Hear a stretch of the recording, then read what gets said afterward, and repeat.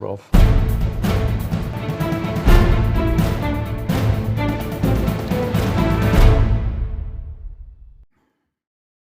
Good afternoon. It's Friday, the 7th of June, 2019, just after 1 o'clock. Welcome to UK Column News. Your host today, Mike Robinson, myself, Brian Gerrish. We're going to start, Brian, with press freedom and the raids by police in Australia on the Australian Broadcasting Corporation. So police apparently arrived with search warrants. The search warrants named 2 reporters and the news director, and this was apparently related to alleged misconduct by the Australian military while they were in Afghanistan. So ABC had pushed out an investigative series known as the Afghan Files in 2017.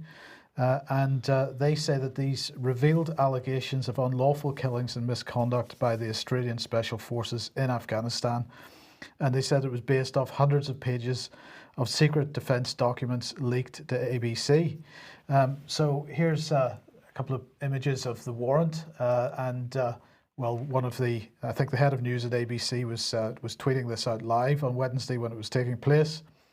The Australian Federal Police have said that this warrant has been issued in relation to allegations of publishing classified material, and it relates to a referral received on the 11th of July 2017 from the Chief of the Defence Force and the then Acting Secretary of Defence.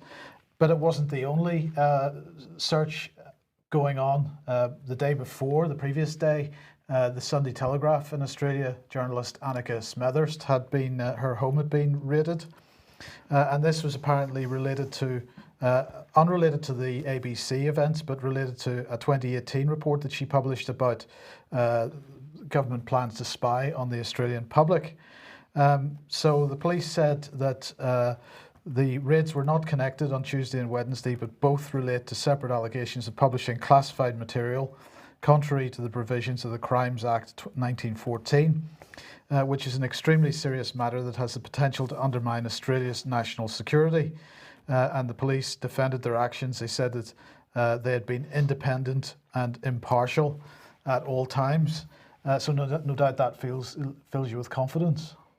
Not at all, Mike. No. Not at all. But I'll add to that I think what we've got here is a big wake-up call to journalists working for the mainstream media, wherever they be, BBC or elsewhere, because at the moment they do not see this beast which is closing in around them. So, time they woke up, really. Well, indeed, absolutely. We'll get there in a second. This is another comment from the Acting Commissioner of the Australian Federal Police, Neil Gochan. The investigation is complex, he said. It's ongoing. Potentially, yes, we may do more searches. So they're saying it's not over. Now, the BBC, ironically enough, have pushed out a statement on this. They said the police raid against our partners at ABC is an attack on press freedom, which we at the BBC find deeply troubling. At a time when the media is becoming less free across the world, it's highly worrying if a public broadcaster is being targeted for doing its job of reporting in the public interest. Well, look, the thing here is, in my opinion, Brian, this is one of the reasons why the Julian Assange case is so important. It's interesting that the BBC absolutely silent on this. They're not supporting him in any way, shape or form. But when I look around the internet, I see lots of people not supporting Julian Assange because they don't like Assange personally. But there's a bigger issue here. If we agree that Assange was a publisher and he was publishing leaked information, leaked documents, there's nothing against the law. It's not against the law to publish leaked documents. The ABC have been writing stories, producing documentaries based on leaked documents. So there's an issue here now in the United States, as Bill Binney said to me when we did the interview last week, which you can find on the UK Column YouTube channel. In the United States, the government can't maintain a classification on a document where the document shows evidence of a criminal offence. Now, I'm not certain that is actually a hard rule in the UK or in Australia, but it seems that should be the principle. Well, applying common sense certainly might, because otherwise you've got license just to cover up crimes. Now we know that the UK government is happy to cover up crimes. Let's come back to rendition flights. Is it conceivable that rendition flights were organised without evidence of those flights? Sorry, well, let's qualify that: rendition for torture flights. Is it possible those flights were organised without evidence of such on documents? And I would say the answer to that is absolutely not. So what this gentleman is saying makes complete sense and should be operating, I would say, in any country. So anyway, to get back to Assange for a second, I think if people have personal problems with Assange as an individual, we need to be looking at the bigger picture here, because what the ABC incident and also the Sunday Telegraph journalist in Australia, what that shows is this is not a problem in the United States or in the UK. This is a problem globally, certainly in the Western world, that governments are starting to crack down on free speech, not just with the alternative media, but the mainstream media as well. Now, there are many reasons why we should be criticizing the mainstream media when they're not doing their jobs. But nonetheless, when there's an attack like this on freedom of the press, everybody should be campaigning against that, in my opinion. And presumably the BBC has reacted because it's ABC, so yes, they see this as one of their brothers. That's right. If it was a lesser media outfit, I could imagine that the BBC would have been a lot more squeamish. But if you're out there and you're a BBC journalist, it's time to wake up to what's really happening. Well, let's go the other end of the scale. This is ordinary members of the public speaking out about what's happening. And we've been reporting on this lady, Georgia Poulican, who has put up a large number of videos warning about what's been happening to the yellow vests in France and the just unbelievable brutality of the French police, with people losing eyes and hands and sustaining other major injuries. So the UK column has helped Georgia to put out her story, and the interview there, or the image, is taken from our interview with Georgia. We're pleased to say that she's now put up the fully French subtitled version of that. That's on Georgia's own channel, which is Switch News TV. And if you're one of our viewers or listeners in France, and we know there's quite a few of you, perhaps you'd have a look at that subtitled report and help us to distribute it.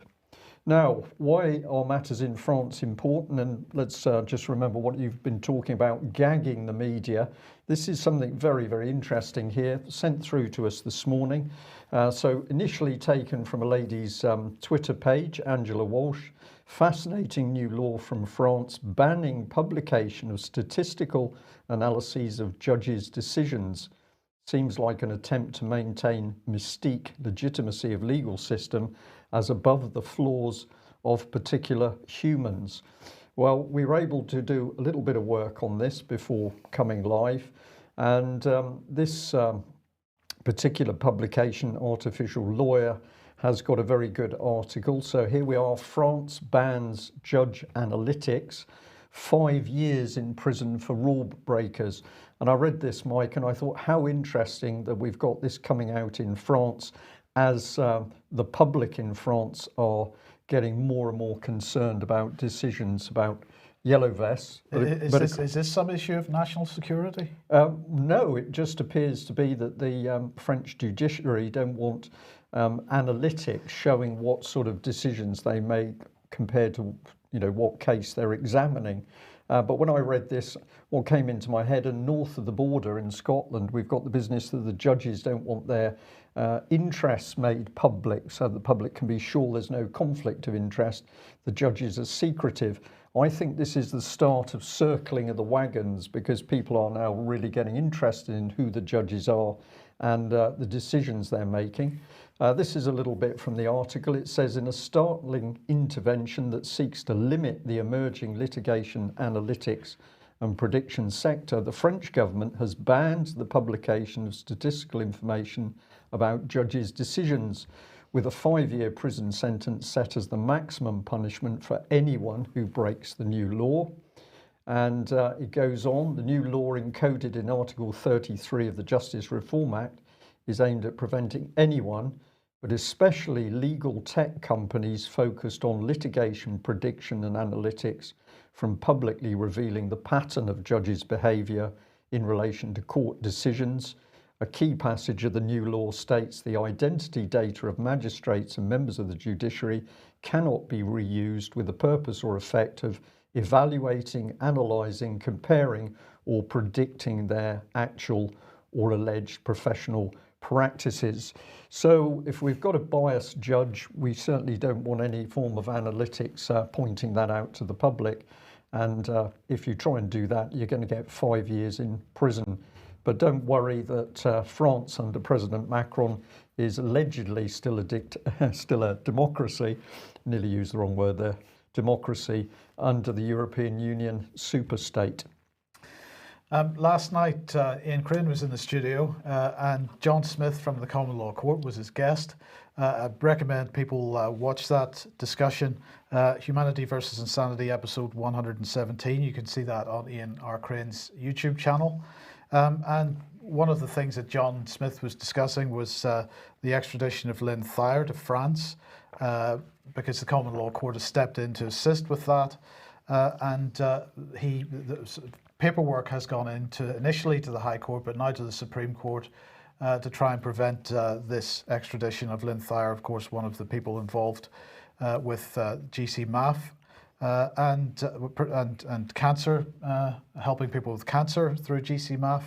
But anyway, she's due to be extradited to France, and she was due to be picked up in the next day or two. But it seems that following the paperwork going into the Supreme Court, because there's an ongoing judicial process, it seems that extradition has now been delayed, and she's received notification that they will not be arriving on her doorstep in the immediate future. So we'll keep you posted on how this proceeds.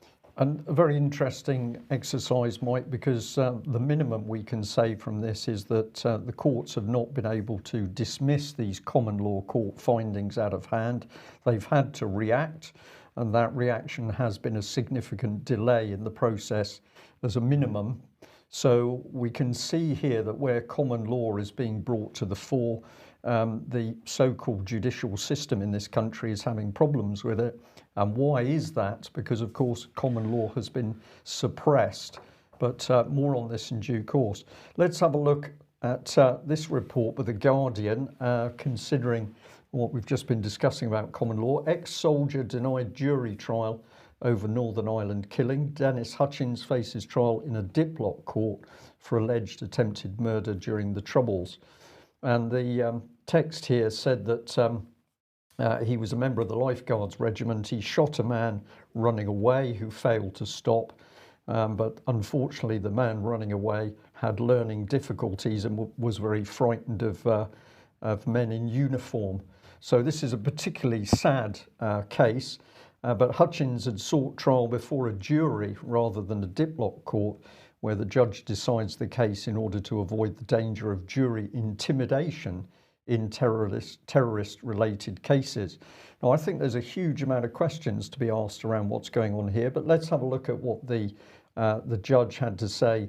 The Lord Chief Justice of Northern Ireland had to say. That's Brian Kerr. He said, trial by jury can in certain circumstances be antithetical to a fair trial, and the only assured means where those circumstances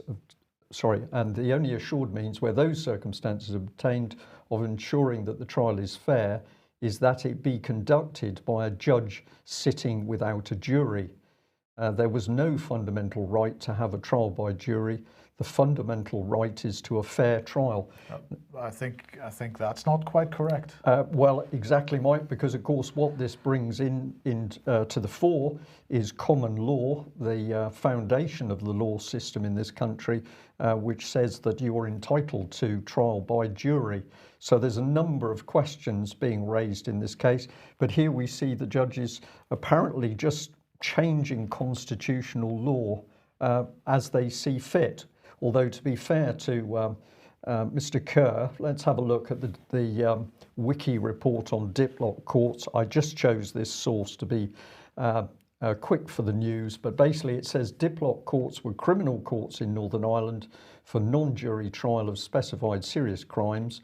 They were introduced by the Northern Ireland Emergency Provisions Act 1973, used for political and terrorism related cases, and abolished by the Justice and Security Northern Ireland Act 2007. And if that is correct, we've got another question here, that the Diplock courts were abolished, and yet the papers are reporting this man is to be put through a Diplock court. Well, no, the next sentence says non-jury trial remains possible on a case-by-case certification rather than automatically applying. But the Diplock courts were put, the justification for it, the justification of removing the right to a jury trial was put into Northern Ireland at the height of the Troubles, when there was intimidation of juries. Yeah. But if you're concerned about that, there are other jurisdictions in the UK that you could hold the trial. It doesn't have to be held in Northern Ireland. Yeah. It could be held somewhere else. But the bottom line here is this is a British subject, a member of the armed forces that should be entitled to a jury trial. Should be entitled to a jury trial, but it would appear the judges and the political system in UK at the moment are just prepared to change constitutional law at the drop of a hat. We're going to be looking more at common law in the coming weeks, but if you're not familiar with it, please do your own research and ask the question, why is the judicial system so scared to talk about common law? Quick reminder, if you like what we're doing, please head over to ukcolumn.org/community, where you can join as a member and support us there. And you can also, if you would like to support us and Ian R. Crane, head over to the UK Column shop and get hold of some AV10 DVDs. Absolutely worth the effort. Absolutely. Now, let's move on to this Aegis upgrade in Romania. Now, NATO, of course, installed the Aegis Ashore ballistic missile defense system in Romania in 2016. Well, it's due already for a long-planned upgrade, they say. This update, as they say, which has been taking place across the system fleet, the Aegis system fleet, will not provide any offensive capability to the Aegis Ashore military defense system. So note that it will not provide any offensive capability, apparently. But anyway, they were very pleased to announce that. But while this upgrade is going on, the Aegis Ashore ballistic missile defense system will have to come offline, and so they have temporarily deployed a terminal high altitude area defense, a THAAD system, in the same location. They're very excited about this. So this unit will be under NATO operational control and the full political control of the North Atlantic Council.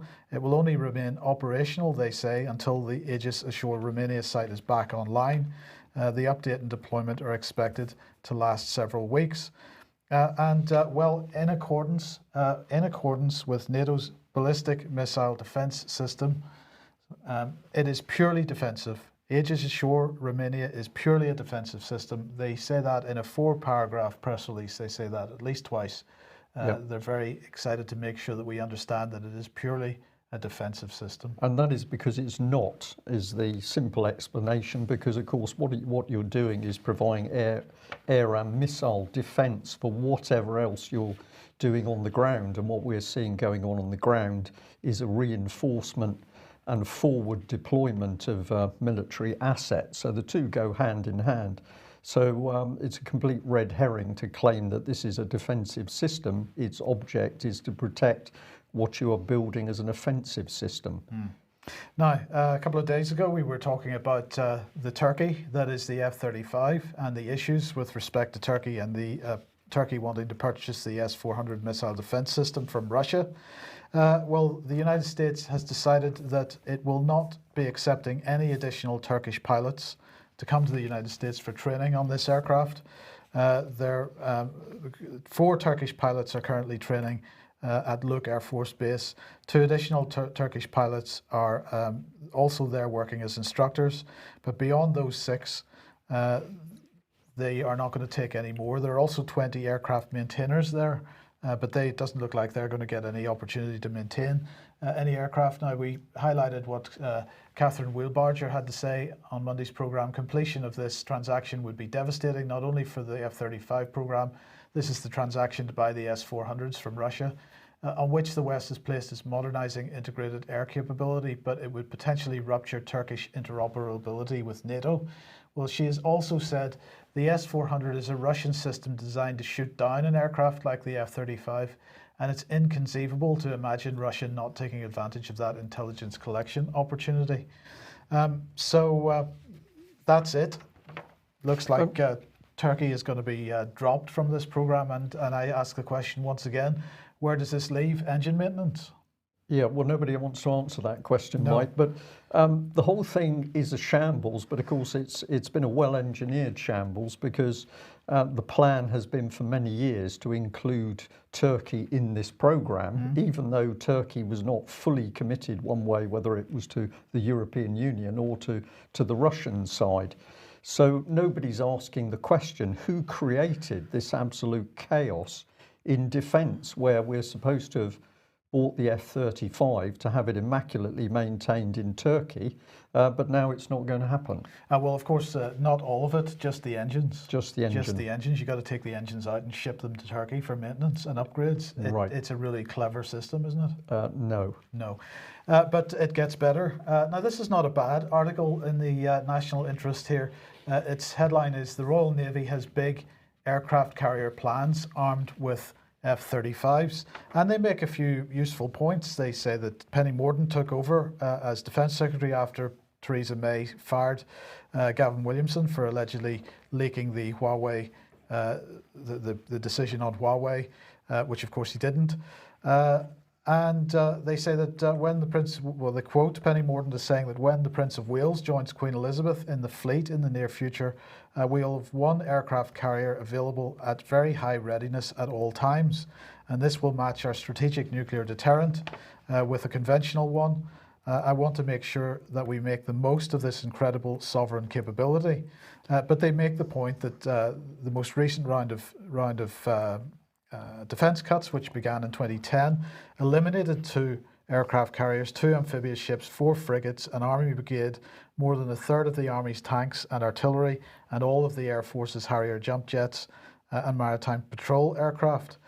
Uniform manpower dropped by 30,000, and of course the Royal Navy is now only 19 surface ships, including 13 frigates and 6 destroyers.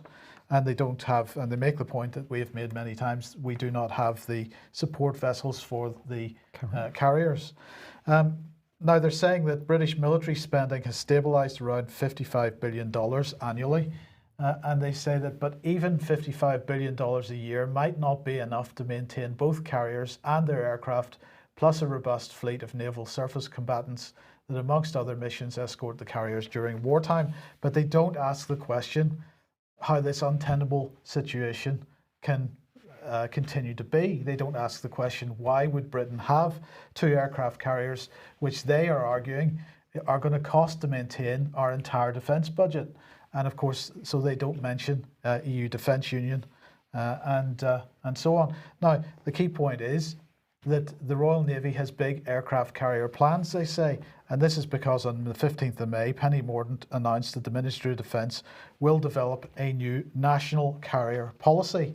Now, she was then asked about that by Nye Griffith, and the response that came back in a written parliamentary answer from Nye Griffith was, and as I said in my speech on the 15th of May, the National Carrier Policy will lay the blueprint for how we propose to utilise our aircraft carriers to develop global Britain's objectives around the world. The policy is currently under development.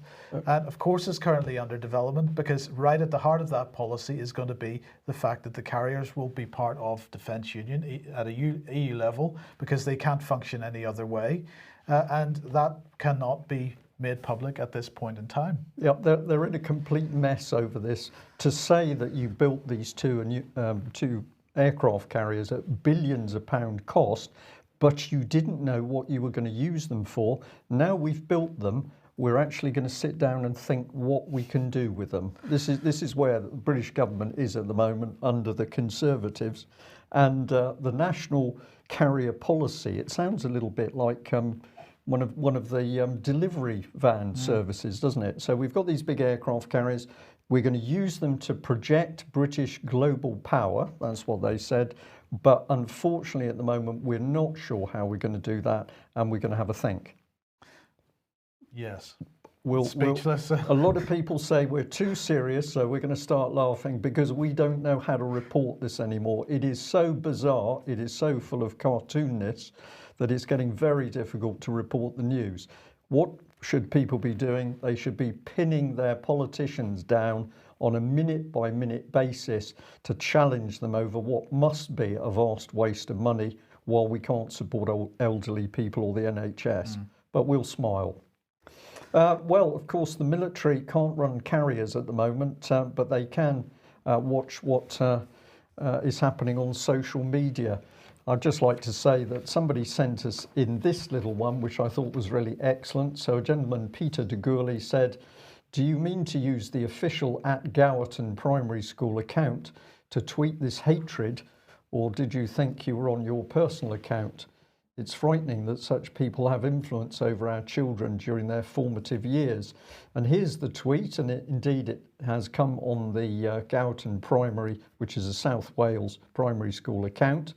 And the person has said, "I don't normally comment on Twitter, but watching Piers Morgan on Question Time, what an obnoxious, ignorant, fascist pig. Why do we give people like him airtime?" Now, we took the trouble to speak to Swansea City Council. They said they were preparing a press statement, and we noted that at that time the Gowerton Primary Twitter account had been taken down. We did get a statement, which I shall have to try very hard to read. It says, "Hi Brian, I believe you spoke with my colleague Andy and requested the following statement. A spokesperson for Gowerton School said, we would like to sincerely apologise for the tweet. A member of staff believed they were tweeting in a personal capacity from their personal account, but inadvertently made the post using the school account. As soon as the error was spotted, the tweet was removed. We're learning the lessons of this incident to ensure that it doesn't happen again." I agree with the person who picked up on this tweet in the first place, because what they're saying is it shows the kind of people that are teaching the children. But I did find it amusing that an anonymous person was apologising for another anonymous person who committed the crime. So perhaps we should keep the whole thing anonymous. And where does that take us? Well, this one, and again, thank you very much for the person who pointed this out. This is a website which has this amazing story: UK university to monitor social media accounts to identify suicidal students, and it's by a gentleman called David McCourt. Northumbria University in the northeast of England is set to take the radical step of using data collected from students' social media accounts in a bid to reduce climbing student suicide rates. The higher educational institution located in Newcastle upon Tyne will create an early alert tool to offer aid to undergrads in crisis. This was a bit more of it. So the university is working in partnership with 9 other organisations on the project, and they've been awarded funding by the Office for Students. A total of 14.5 million has been put aside by OFS, 6 million of which will go to the social media scanning project, and another 8.5 million going to 9 other collaborative projects. Now, I find this quite extraordinary that these sums of money are being put into watching students' social media. This is another paragraph. Few details were given about what information exactly would be mined from students' social media accounts. The project will raise concerns about the invasion of privacy, but these issues could be eased somewhat by an opt-in policy that requires students to consent to being part of the programme. Now, we spoke to the Office for Students and said, well, are students going to be able to opt in or opt out? And they said to us that, well, they don't know at the moment because the project hasn't really been formulated. So we've given money for a project which the the donor of that public money doesn't even know what these key details are about. So they're going to hoover up all this data. Now, of course, Twitter, Facebook, and so on, they provide APIs to do that. So that's if you take part in those platforms, anybody can hoover up your data. But the question here for me is this going to end at identifying people that are at risk of suicide, or perhaps would the universities be looking at other, at forms of thought crime? Well, is this just going to be one arm of the prevent strategy in Project Channel, so that if you dare express anything the state believes is right-wing extremist, you're going to be reported through to the prevent system? But let's have a look at what the chief executive said. This is Nicola Danbridge, and she said, whenever I talk to students, improving mental health support is consistently raised as a priority. Taking preventative action to promote good mental health is critical, as is taking a whole institution approach and involves students in developing solutions. So apparently we're at the stage where students are not thinking about their education and how good that education is.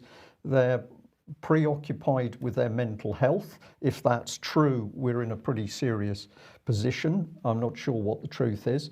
But we just followed this through a bit. Here's the Office for Students. They're independent, Mike, Good. as always. They were appointed by central government and they're connected through to central government, but they are independent. And we've got some interesting people here. Here's Sir Michael Barber, the chair. He started out as chief advisor to the Secretary of State for Education from 1997, and he was part of the Prime Minister's delivery unit. So very much an establishment man, but everything is independent of government here. And he did a little bit of work with consultancy McKinsey, who of course has done a lot of work in most governments. We've got Gurpreet Dahal. He's a trustee of the Multi-School Academy Trust, EACT. He also holds non-executive positions with the Ministry of Defence and Equity UK. Good. So but being non-executive, of course, he's totally independent. He's totally independent. And we've got Martin Coleman, Deputy Chair of the Board and chairs the Provider Risk Committee. And I found this interesting that he's a trustee of an organisation called Police Now. I had no idea what that was, so we followed through. Here it is. Join us, change the story. And Police Now is on a mission to, quote, transform communities, reduce crime and increase the public's confidence in policing by recruiting and developing outstanding and diverse individuals to be leaders in society and on the policing front line. So you're not a policeman anymore, you're going to be changing the whole of society. So this is common purpose for police? It's common purpose for police, I would say so. And we've got some interesting people here. So we've got David Spencer, the co-founder and chief executive officer. He was an officer in the Met Police, so I suppose that makes sense. But he's done a lot of political degrees. If you have a look at the bottom, University of Sheffield, a master in US politics, and he's now doing a research master's in politics from the University of London. We've got another police constable there, Tor Garnett. And this is where it gets interesting. The chairman of the Board of Trustees, he spent a time as a chairman of and senior, sorry, I'm running out of eyesight here. Let me just call this up on the other screen. Bear with me. Age creeping in, I have to say. Where are we? Let's get this gentleman up. Here we are. So Sir Ian Powell, we've got left PricewaterhouseCoopers on the 30th of June 2016. On completion of his second and final 4-year term as chairman and senior partner. Pricewaterhouse, of course, very interesting company with lots of very big government contracts. But he then joined the board of Capita PLC on the 1st of September as chairman designate. So he's chairman of Police Now and a member of the Committee for the National Gallery. So interesting connections. And the other gentleman there, James Darley, well, he's been working in graduate recruitment and he's got a background in Credit Suisse Bank and it's just interesting to say, how does this relationship work, is where we're really coming to. And I can't explain it. No. We could go on a little bit more. We just do these. Director General for Tax and Welfare at HM Treasury, James Bowler. So he, according to this report, is the Director General for Tax and Welfare at HM Treasury. But he's helping police now transform society. Yes. Good stuff. We'll leave it there. Yeah. I mean, what can we say about this? Not a lot. Well, look, really good news, Brian, really good news, because Dame Sally Davies, the Chief Medical Officer, is being replaced. Well, she's retiring.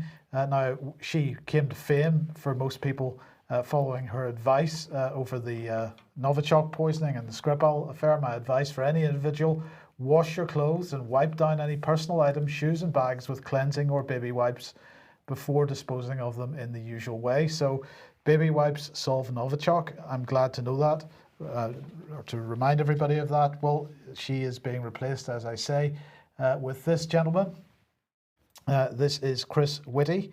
He becomes the new Chief Medical Officer in a few months' time. He's currently Chief Scientific Advisor for the Department of Health and Social Care.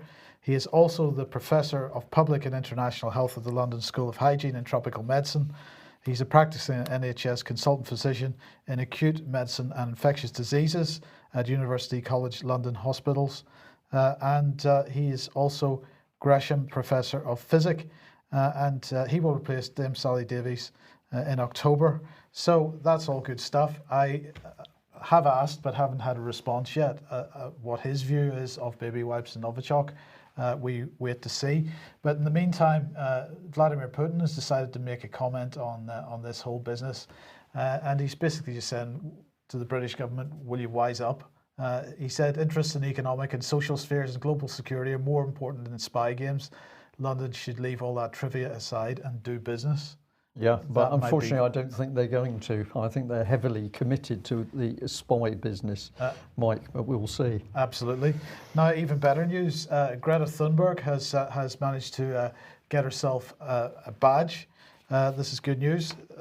This is Amnesty International has given Greta and her Fridays for Future global movement the Amnesty International Ambassador of Conscience Award. So this puts her in the same league as Nelson Mandela, and I'm sure she's really delighted about that. Perhaps people would want to get in touch with Amnesty and let them know what they think. Nobody ever gives us any awards, Mike. Oh, that's a shame. There we are. Well, we'd like to end with a UK column exclusive. We are able to do this from time to time, and we wanted to share this one with you. We were able to catch a rare glimpse of the mating ritual of Trump-May parakeets. And I hope you enjoy this one. I just found it fascinating. Let's just play a little bit for you and see where we go. What are we watching? We're just watching the behaviour of the two parakeets. Uh-huh. It's all right. If you've seen a mating ritual with birds, it usually involves a lot of looking at each other and nodding heads up and down. So I watched this clip several times, and the conclusion I came to was that it was some form of mating ritual. But we'll have to wait for further reports on that. Right. Okay. Okay. We'll end on that note today. We'll be back at the same time on Monday. Bye-bye. Thanks for joining us. Bye-bye.